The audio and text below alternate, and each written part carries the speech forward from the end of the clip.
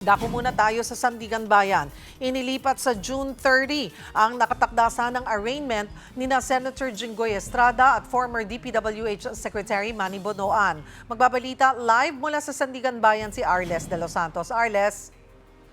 Yes, Cheryl, no, bunsod nga ng mga nakabinbin pa ng mga mosyon na kailangan pang resolbahin ay pinagpaliban muna ng Sandigan Bayan ang pagbasa ng sakdal kay Senator Jinggoy Estrada at kay dating DPWH Secretary Manuel Bonoan. Hindi rin napigilan ni Estrada na magbigay ng komento sa nangyayari sa Senado. Nakaposas, Cheryl, muli ang mga kamay ni Senator Jinggoy Estrada nang dumating dito sa Sandigan Bayan alas 8:20 ng umaga ngayong Huwebes. Suot-suot din niya ang dilaw na uniforme ng BJMP Persons Deprived of Liberty para yan sa nakatakdang pagbasa ng sakdal sa kaso niyang graft at non-bailable na kaso ng pandarambong na hawak ng 5th Division ng Sandigan Bayan. Pero hindi yan natuloy matapos hilingin ng kampo ni Estrada at Bonoan na maresolba ang mga mosyon na kanilang inihain gaya ng kanilang motion to quash pati ang mosyon ni dating Public Works Secretary Manuel Bonoan na maisailalim sa hospital arrest. Sa ngayon, Cheryl, ay binigyan ng 10 araw ang prosekusyon para sa kanilang posisyon sa mga nasabing mosyon. Samantala,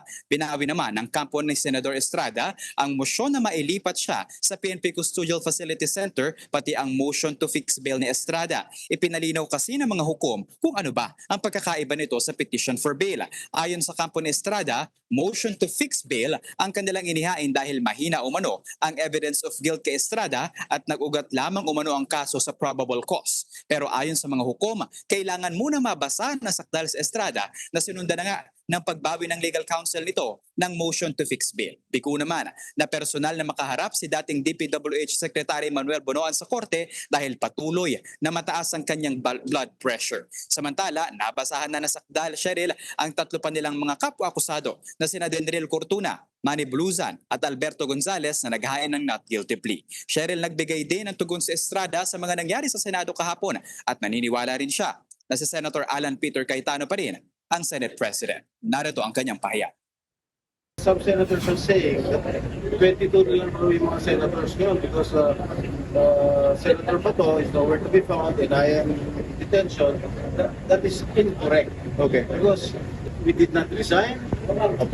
Hindi kami, buhay na buhay kami, we are not physically incapacitated.